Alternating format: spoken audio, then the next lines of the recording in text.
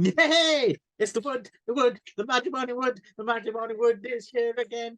Hey, hey, hey, matrimony wood is here to stay. Hi. Hi. Is that our new theme song? Oh heavens, no! That would be horrible. Are those actual drumsticks? What are those? Chopsticks? Yeah. Oh, chopsticks. Okay. I see. Yeah, just had my lunch. Right. Okay. Great. Well, hi everyone. Hi friends. And welcome to another episode of the Magic Morning Wood. Hi friends. Friends, that's my kindergarten teacher coming out. Right. Come in close. Come on. Come on, kids. Come on in, and I'm going to tell you a story about some movies. Who's taking the lead today, Clive? That'll be me, sir. Okay, good. And, take it away. We're taking our lead from the last thing we watched was Lambada. That's right. Lambada. Where Lambada saved the rainforest, as we know happened in real life, which is why we don't have any climate change problems now. Right, of course. So Richard Lynch was in that film. So I decided to go Richard Lynch as my connective tissue. So 1986, the Italian-US co-production, The Barbarians. Directed by... Good question about Richard Lynch. Ruggero Deodato of Cannibal Holocaust fame, of course, which we talked about on here with Darren before, if you remember. Whose fame? Director Ruggero Deodato. He's the... Oh, right. Yeah. Okay. Yeah. Quick question about Richard Lynch. Does he ever play good guys? He just sort of like is like the villain guy. He is definitely, made for villainy. He's usually villainy, right? Because he's also the main bad guy in like Invasion USA, right? The Chuck Norris film. Right, yeah. Now I'm trying to think, actually, it's quite a good question if I've ever seen him. I have a feeling I have seen him play like someone not evil, but you're right, it is his bread and butter, right? To play. Right. Okay. Play bad guys. And in that film, I always wonder about like people who get typecast as villains if they, outside, a lot of people who play villains have trouble with people mistaking them or like hating them personally just because I hated you in that movie, or when they kind of mistake them. Or if it ever makes them feel bad about themselves, like what is it about me that makes me look like a villain? Does it say something about me as a person, that people just assume that I'm, or if it's just because they played one really well and then they just get typecast because they did that one really well, or I'm always curious about those types of people. But well, I suppose in Richard Lynch's case as well, he does have some quite bad disfigurement from burning, right? His chest and up the side of his face, and because you can see it in some movies, they use it, right? Like a Bad Dreams, I think he is. Okay, yeah, I didn't know that. He set himself on fire at some point in the 60s to protest the Vietnam War. Wow. Yeah, he was. He set himself on immolation, and did it work? Yes, the Vietnam War ended the next day, just like Lambada saved the rainforests. It's right. Yeah, that's what's needed. Well, good for him. So he's the bad guy here. He's a Kandar, right? Kedar, I think. Sorry, Kedar. That's right. Yes. Kedar. He is the bad guy in this kind of fantasy adventure from Canon Pictures, which stars the Paul brothers. David and Peter Paul. Yes, aka the Barbarian Brothers. Right. Who have had a bit of a kind of minor stardom, right? Career. Yeah, well, I never heard of this movie, but I remember when I was a kid, like Twin Sitters coming out, and that being a bit of Ah, a okay, that's one of thing. their vehicles. That's the That one I movie. haven't seen actually. Yeah, so there are a couple of bodybuilder brothers, like Yeah, properly, like jacked up, right? Like yeah, and also Double Trouble. I remember seeing that. I remember that like the spies or whatever. Yeah, so I remember seeing that like on the video shelves back in the day. yeah, Yeah, so and Think Big is the other one. Which me and my wife actually still quote to this day for some reason. Chicken bone, lucky, lucky chicken bone. Doesn't mean anything. and The same thing about yeah, and I mean this is neither here nor there, but of course we do another podcast uh, called this the Septic Shock Road Trip, and on our next episode we'll be doing also twin brothers who Oh like to yeah, do oh yeah. movies together, and interestingly, both of them, one of the brothers has died. So Ah, okay. yeah, so I'm curious, also curious about I mean when a brother or sister dies it's hard usually on the person. So, but like when a twin dies, it must be really really hard. So yeah, it's interesting that both these sort of twin sets of twins were sort of in movies somehow, and were really connected and really had a strong relationship, and then one dies, right? So Well, what happens is it's quite simple, really. You dig dig the body out the trash, and then you have it oh okay. sewn onto the side of your body. And then That's but first you got to put it into a basket though. Right? yeah, So, yeah. So yeah, no problem. Just carry it around in a basket and feed it meat. right. And so Anyway, so the Barbarians. yes, they were also. I seem to remember them also turning up in an episode of Knight Rider. Um, Oh yeah, yeah. That's all right. Yeah. but yeah, they did have this. I think this might have been the first film they did together. They played Okay. Yeah. Gore and Kuchek. I think they were also in Natural Born Killers. Apparently, they were cut out, right? So Oh, really? their Oh, okay. scenes were edited out, I believe. Oh, I see. Okay. Although I don't know if, because I do vaguely seem to remember some kind of Natural Born Killers director's cut or something coming out. I don't know if they're in that or Oh, not sure.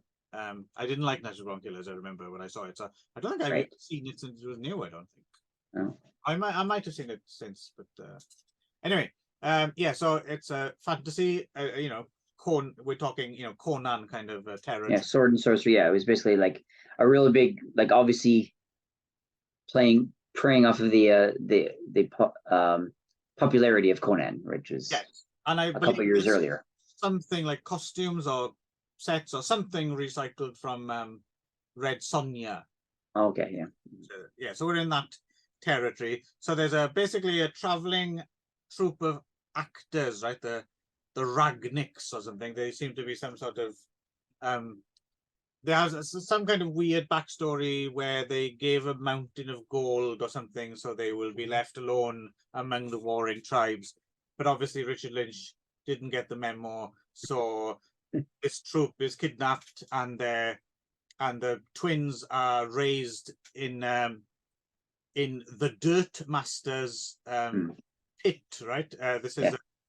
It was almost like exactly lifted from Conan, where he was like a tribe, and then he was taken and then raised in slavery, and that's what made him buff was working in the mines or working the slavery thing.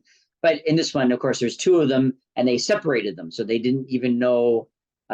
So they've both got buff individually, but thought that the other one was dead at the point anyway. And also they've been trained to hate whoever wears this particular mask, right? So they're pitted against each other wearing these masks in the arena, but then they figure out that the other one's still alive and they escape. Worth mentioning as well that it's good old Michael Berryman of Hills of Eyes fame playing the Dirt Master who trains them, and he seems to be having quite a good time in this film, doesn't he, Michael Berryman? He's like really going for it with his horn on his head, and yeah. Michael Berryman always looks like he's having fun doing whatever he does. This is true. Good for him for having his. He had his he was well employed in the 80s in these types of movies. So good for him. Has no sweat glands. Yes, or hair. Yeah. Right. This is like whatever he's got, it's got something to do with like all his cartilages fused together or something. So like pollution. He can't handle pollution because he can't sweat anything out, right? So Right. things like that are very. He has to be in very clean environments, and Mm-hmm. so I don't know how he gets on and getting work in Los Angeles. I don't know. Yeah, or just movie sets in general, right? So Right, yeah, so right. yeah. But anyway, they finally they kind of escape, and obviously they have to find this magic ruby to take back the land, and they're aided by Evil LaRue, who's pretty hot actually in this film, has to be said. Yeah, she's cute. Yeah, Uh, she plays kind of like a um, charismatic, but kind of like a mischievous kind of feisty tomboy. roguish character. Yeah. Yeah.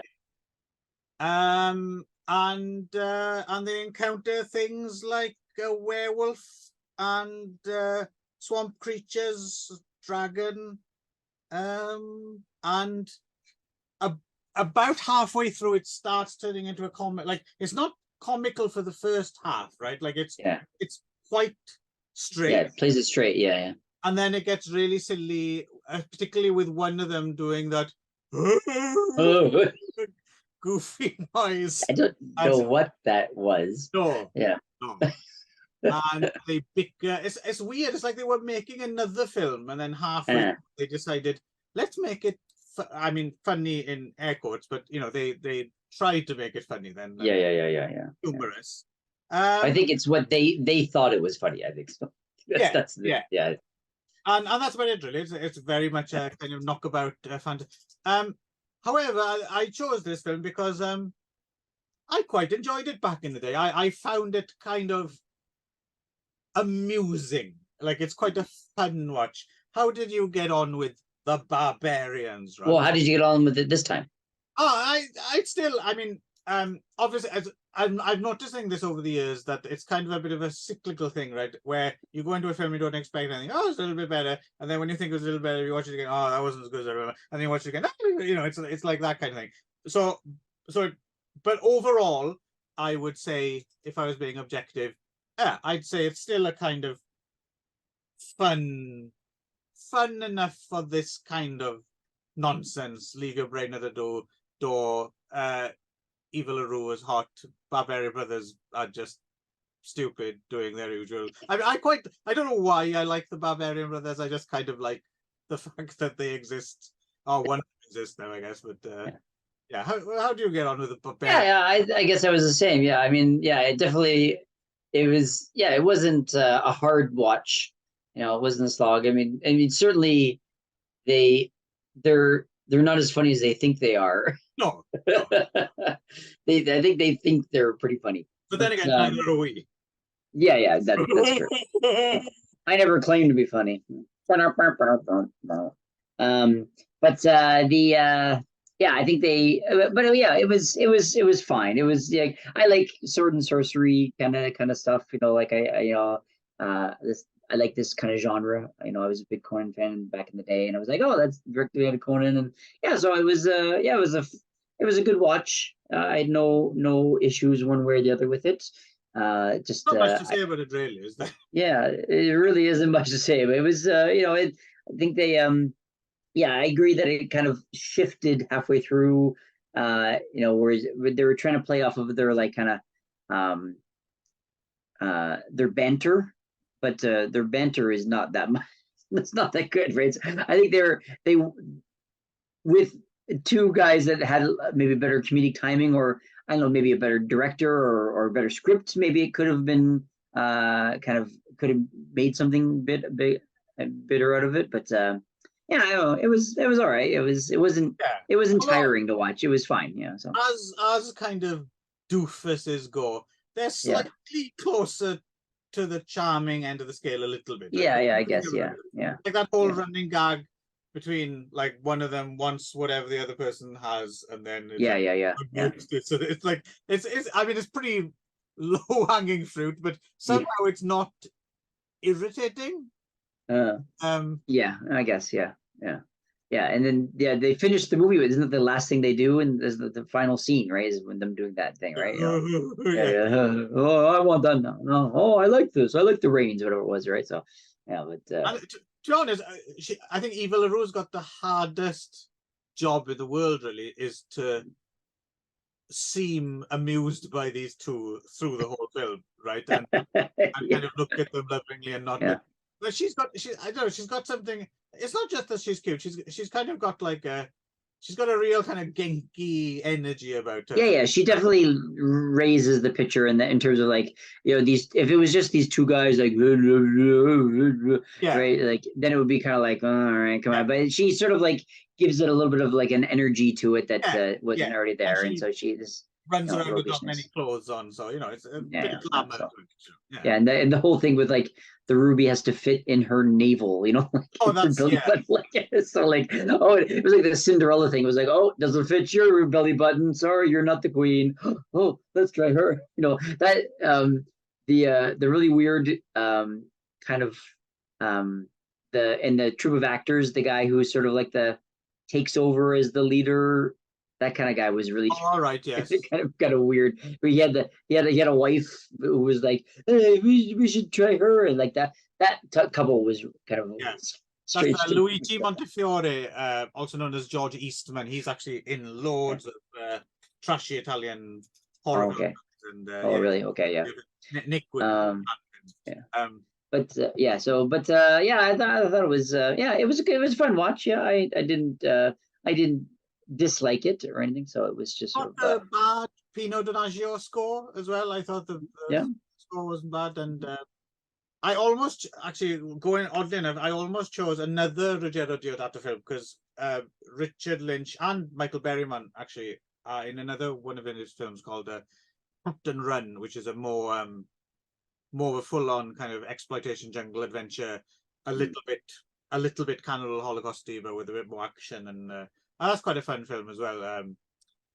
A better film than this probably, but for some reason I was feeling in a barbarian mood. So I think in general it sort of didn't take itself too seriously. So at least it ended up though. So I think they kind of knew it was kind of this kind of dumb thing, and they kind of embraced it, and so it made it more charming than irritating, I think, as you're right. Yes. I think that's how I think of it. So it was it was definitely like a so bad it's good to kind of movie. Like it would be like a good one to sit around with your friends and make fun of kind of thing. But you didn't really need to, because it kind of makes fun of itself almost a little bit.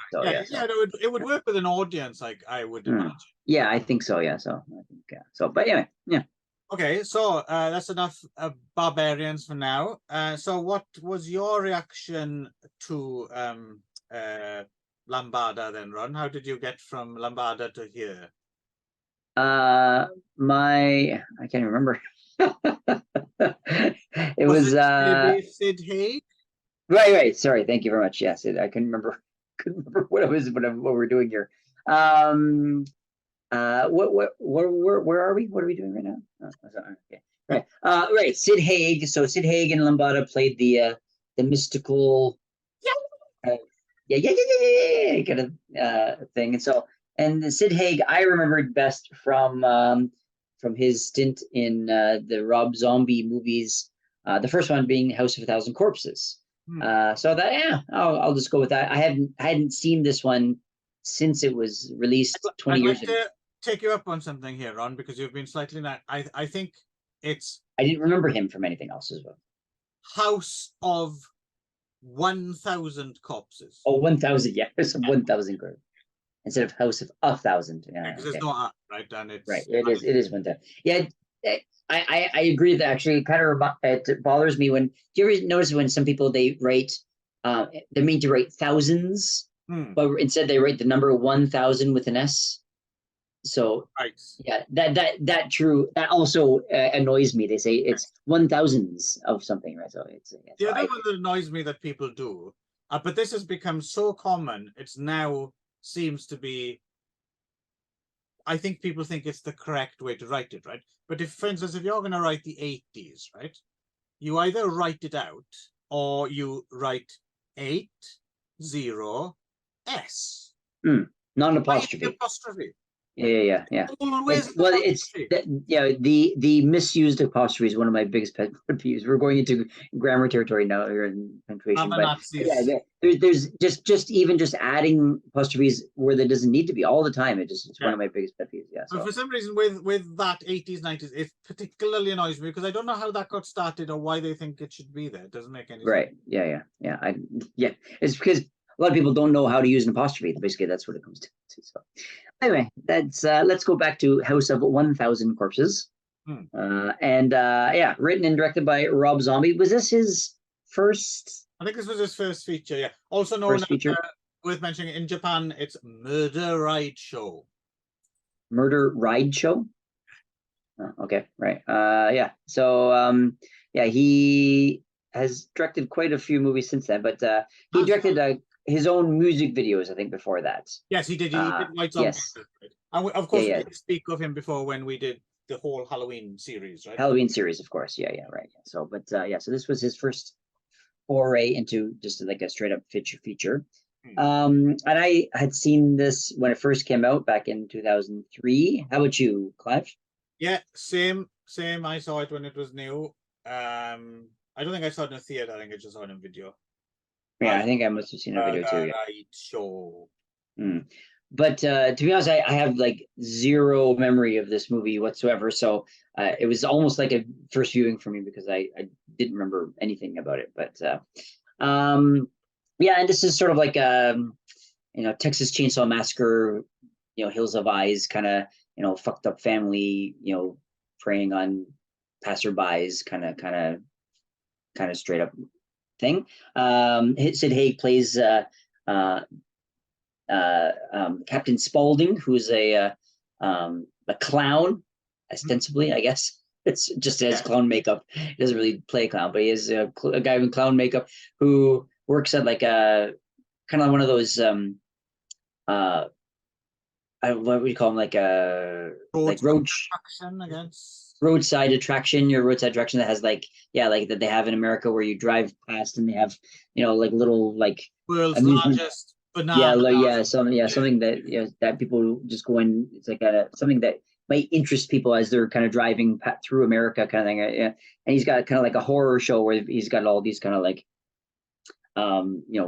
things that he's created, and like fish boy and stuff like that, right? And he's got like one of those like little like kind of like a not one of those sideshow attraction where you sit in a cart and it takes you through like a mini coaster kind of thing. Yeah, mini coaster thing. Fried chicken.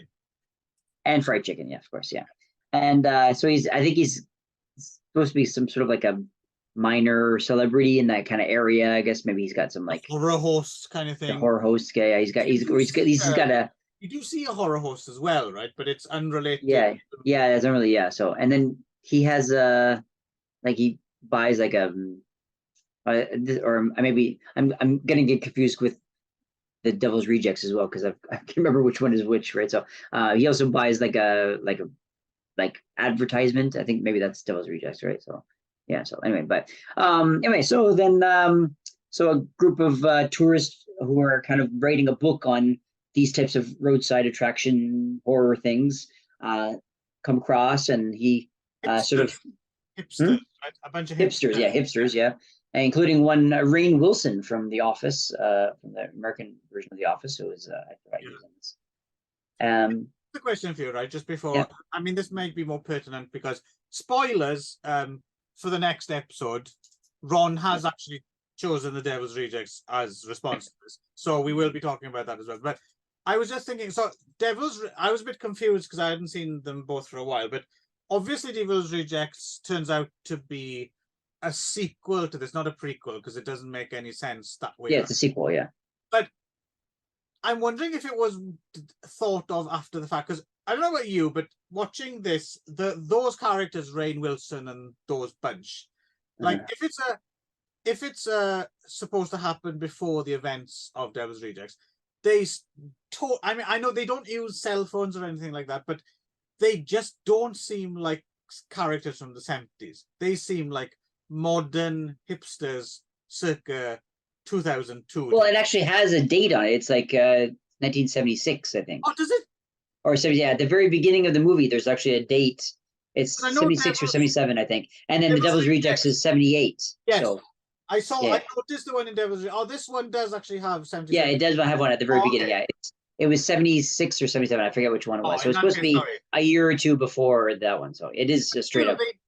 they didn't seem like 1976 Well, characters. I assume it was like a. I mean, there's a lot of anachronisms with this movie. I think it wasn't meant to be specifically really. I didn't get that it was that Rob Zombie was careless or was just doing things that didn't. I think it was intentional to some degree. Oh, that's Yeah. interesting to me though, because in most of his other films, like when we talked about Halloween and stuff, and he's so obsessed with this time period and that kind of um post post hippie kind of. Which is why I don't think it was accidental because he seems to be very knowledgeable and obsessed with that period, and he would know what would be there and what wouldn't. So Right. the fact that he made them a little bit more modernized, I got that he did that on purpose to some sort of.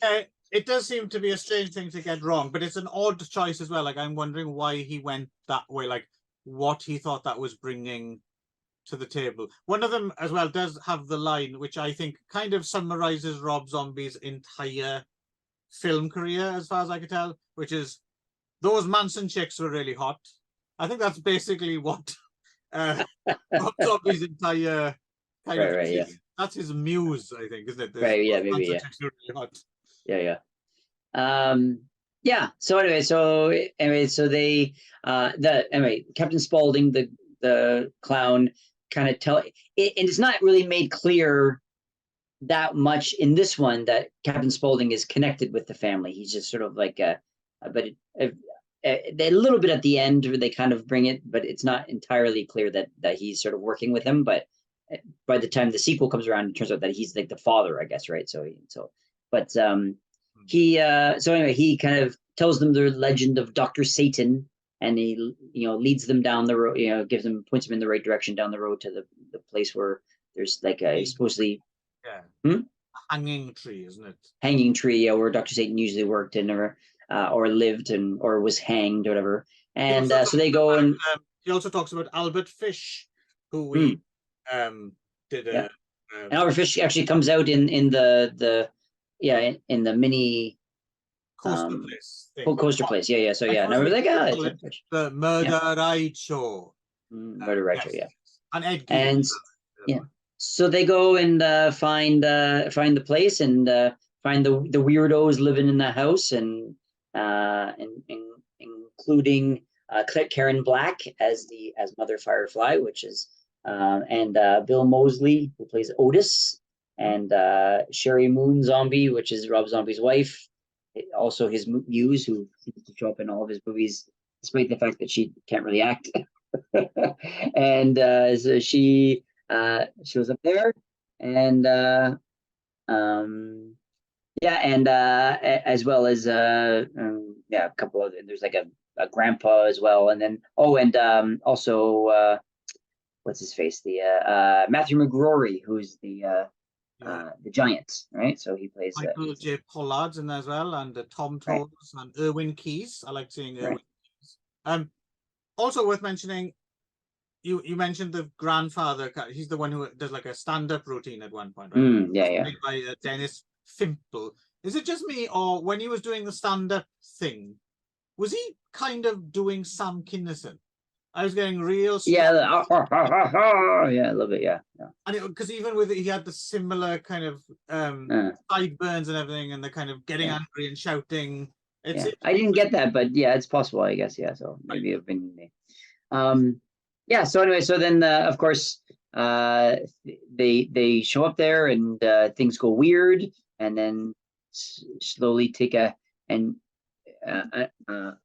obviously take a turn for the worse, and then they all end up getting butchered in various different ways, including Rainn Wilson becoming a fish boy, cutting him off and putting a big fish tail on him, and et cetera, and the various gore. And then at first it just seems like a kind of like a Twisted Family, Texas Chainsaw Massacre kind of thing. but then it turns supernatural at the last kind of like 30, 45 minutes, where they kind of go down into the survivors, the whoever's left, they kind of go down to the catacombs below the farm, and ends up being like a whole bunch of like, yeah, there's like, again, 1,000 corpses, right? It's lined with these dead bodies, but also these like Dr. Satan is down there, who seems to be this kind of like, he's connected to this kind of robotic, like mechanical thing, and he's still experimenting on. And there seems to be some kind of demons, and yeah, it seems to be not straight up just straight people, you know, like crazy people, but like full on,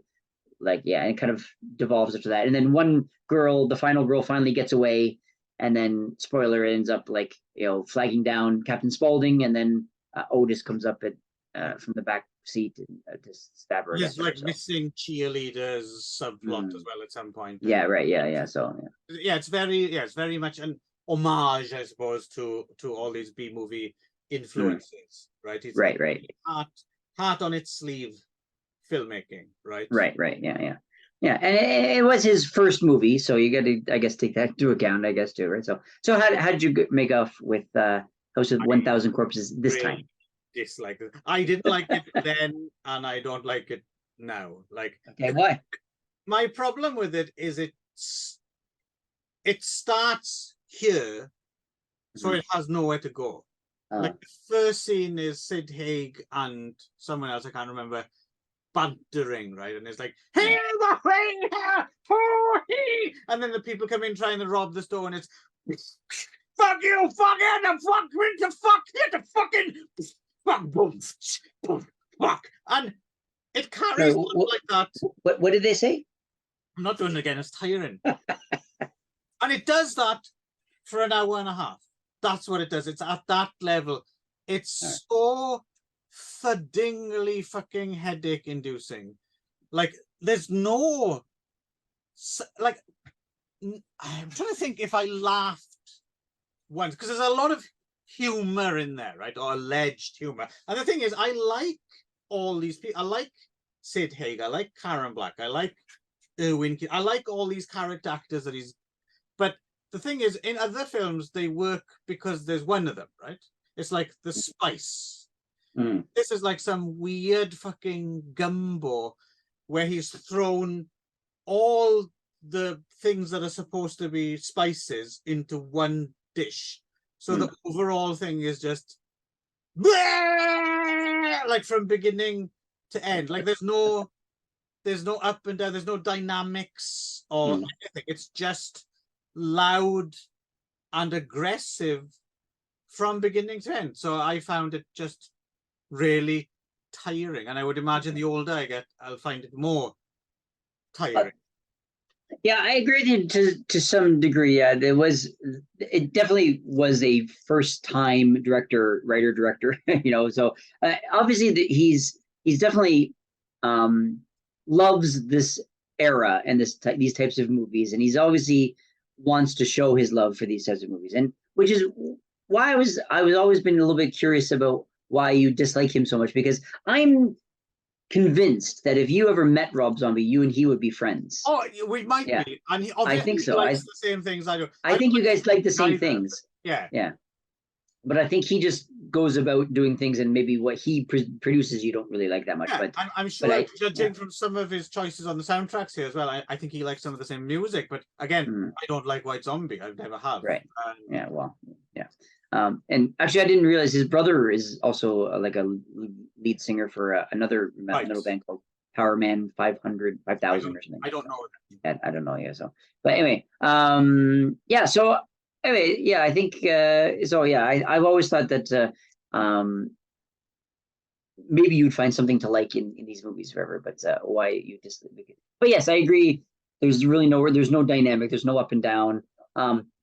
I had no memory of this movie whatsoever, so I was really surprised by the shift into supernatural horror in the third act. Yeah. Which I was kind of came out of left field, because it was one kind of movie, and then it just became something else for the last I'm not. How did you get on with that? Well, to be honest, by that point, I don't care anymore. So it's like, whatever, you know. I mean, I honestly, it's really hard for me to stay on point and keep my attention because and all the characters are as well, like, it's not just that they're unlikable. I understand that you can do that interesting, you can make your characters unlikable, but they're boring and unlikable. Like the Rainn Wilson's, like, Rainn Wilson's character is actually borderline sympathetic, right? But he's just kind of dull. His friend's a total twat. Yeah. Just a twat the whole time. The two girls they're with are really annoying as well, because they're I didn't really understand that choice, because I mean the whole point that they're doing is they're driving across country, finding places exactly like this so that they can write a book about it, and they're all doing it together. But the girls were just like, I don't want to be here. What is this place? Let's leave. I was like, well, why are you there? I didn't understand why I didn't understand why they were so negative about a place that they were specifically looking for. So that's what I mean. It's got that kind of thing where it's almost as if the characters have been written as cliches just to react, to move the story along, as opposed to them actually being real characters. Right, real people there. It's like, oh, what do they? Oh, they normally have an annoying girlfriend at this point who wants to go home, so we'll write two of them in, right, or whatever. But it doesn't seem rooted in like, even Rainn Wilson, and I don't buy that they would hang out with each other. The other guys, too annoying, right? Like, so that's it. Doesn't seem rooted. It just seems like, that's what I mean. It's this pluck from that pluck from that, and that's and like gaffer taped together. But it doesn't seem like it's organically come from anything. But I did think that there was a lot of interesting ideas in there. I think there was a lot of like nice homages. I liked the performances were all pretty decent, you know, like despite the fact that I didn't really like the way it was written, but the performance was okay with what they were doing. And but they try their best. I'll give them that. Although you said they're doing the best. You don't think much of Sherry Moon, you don't? I don't know. But what do you think of her? I don't know. I mean, I've never seen her do anything else, so I don't know. Yeah. I'm not quite sure. I've always gotten the impression she's good at doing that, I guess. Yeah. I've always gotten the impression that Rob Zombie just can't believe his luck about getting this hot girl, so he's just gonna like put her into everything just to say, look what my wife looks like, kind of thing, right? But thinking about his weight. Okay, so I don't know. She does this sort of like the like she does this like laughing little girl laughing thing, but I don't know. It's something about it. I find it really just fingernails on a chalkboard with her. So I don't know. I mean, but I think with the rest of the people, he casts them pretty well, but he casts her just because she's his wife. I think, right? I think that's the difference, right? So, although I think she is doing what she's supposed to do. That is the character of Baby, right? Is supposed to be like some kind of weird Manson girl, Elizabeth Shue or something. Right, yeah. And I don't know. I think I thought a lot of the gore was pretty good, and I thought the special effects were decent. So I thought and I liked he had pretty good production values. I thought down in the catacombs, despite the fact that I didn't really get why I went supernatural, I thought it looked pretty good down there. It was pretty. I thought even the Dr. Satan looked pretty cool with the mechanical stuff. But the thing with this era, though, I think what happened around this time, around the turn of the 2000s, is, and this is not to take away from anyone's artistry or skill or anything like that. I'm not begrudging them the fact that they're talented. But what I mean is, through the 80s and 90s, and you could see effects kind of evolve, and practical effects and VFX and all that and stuff. And it was really, really notable. You'd get like one or two like awesome gore scenes in a film, and it would like stand out or something, it would be like framed or something. But I'm thinking, at this point, with, again, compared to big Hollywood films, it wasn't a huge budget film, but it's got a budget. And at this point, when you have big effects houses like KMB and stuff like that have like perfected what they do, like there's something about in something like this, which is, don't get me wrong, it's really well done, but by this point and at this level of filmmaking, it's really easy to take for granted. So you're not Mm. really affected by it anymore. You're not Right, really, right. or you're not even like, oh, dude, what a cool effect or something like that. Mm. Because yeah, we kind of took it for granted maybe at that point. So but Right, even on right, that right. level, it's not really it doesn't succeed as a Go film, I don't think. Mm. And apparently a lot of stuff was cut out, right, to get an R rating. And Yeah. I think yeah, all of his movies seem like they're way beyond, and then he cuts them back to be making an R. yeah. Yeah, Oddly so. enough, there isn't. I mean, you'd assume that's usually, within a couple of months nowadays, even. But there's going to be a director's cut. Director's cut, yeah, but yeah, he doesn't seem. Of this is there. There Yeah. might be a work print out there or something, but. Release the zombie cut. Actually, no, I don't care. The only thing that interested me while researching, because obviously he's made quite a few films now, but a film he made last year, I didn't even know this had happened. So because there's clips of various things on TV in the background, right? Things that he's interested in. And there's a clip from the old Munsters show. The Munsters, yeah. He did the Munsters. I loved the Munsters when I was a kid. So he made a Munsters film last year, right? For Netflix. Have you seen it? No, I haven't. Yeah, but I'm assuming it's not rated R. I assume it's. No, I think it's for kids, but like a family. Yeah. So. But I didn't know about it, and I was quite interested to see it. But Sherry Moon Zombie plays Lily. Yeah, of course she does. Yeah, as I said, he can't not cast her and everything. So that's the thing. I mean, I'll give her the benefit. I'll watch it because I'm curious, even if it's awful. Just because I am kind of a Munsters guy, and I'm kind of curious and Daniel Roebuck's in it as well. And I remember reading an interview with Daniel Roebuck at some point, and Daniel Roebuck it seems to have a real affection for that kind of horror host and that kind of spooky stuff for kids television. And I think he was involved with some of the 90s kind of Munsters comeback TV shows and things like that.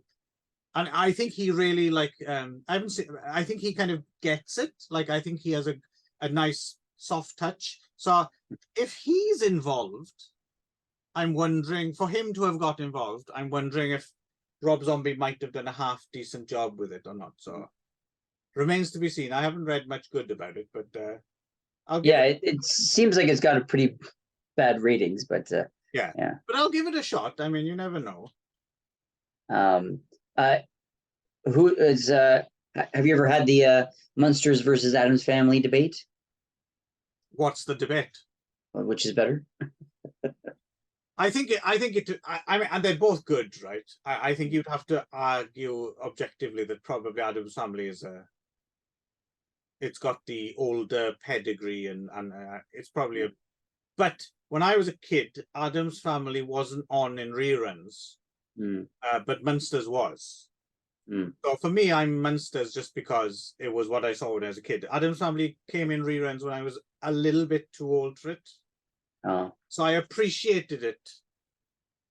Munsters. I think I was the opposite. I saw Addams Family, but I never saw the Munsters that much. So I saw like a little bit, yeah. So I think I saw a couple episodes, but I think I saw more Addams Family than I did Munsters. Okay, so you're Addams Family. I mean, I think it's kind of interesting that at that kind of era that they had two relatively similar, family dramas about these really strange or monster-y kind of people, and they're all kind of around the same era. I mean, they're not so I thought it's interesting that they didn't have more of like a debate between the two of them or crossovers or whatever. I'm not sure. Did they have crossovers? I don't. Maybe they don't. Not that I know of. No. The Munsters definitely had the cooler theme tune though. Oh, I don't know. I don't even remember what is the Monsters theme. It's that one I just did, but check it out. Dude. I don't know. Like a surf guitar, a little bit kind of. Oh, really? I think the Addams Family is much more catchier, right? So it's more iconic, I think. That's just some people clicking. You know exactly what that is, right? If you go to someone and go they'll go, right? The Munsters, I couldn't even tell you what it is. So Anyway, that's your era, Ron. that's neither here nor there. Okay, And back to they did have bands on the Munster sometimes as well, which was kind of cool. They had like I think the Standells or the Chocolate Watch Band or all these like 60s groups came on occasionally and played in the Munster's house, and which is also kind of cool. So anyway, back to the house of exactly 1,000 corpses. yes, Yeah, because they counted them, I guess. Right? yes. So, well, I'm done talking about it. What else you got to do with it? yeah, I guess that's about it. Yeah, so I think it was interesting to rewatch it again anyway. So I hadn't seen this in 20 years. You don't seem to have found it as actively irritating as I did. No, I didn't find it actively irritating. It wasn't a difficult watch for me. It was I mean, it wasn't a perfect movie, and it definitely needed a lot.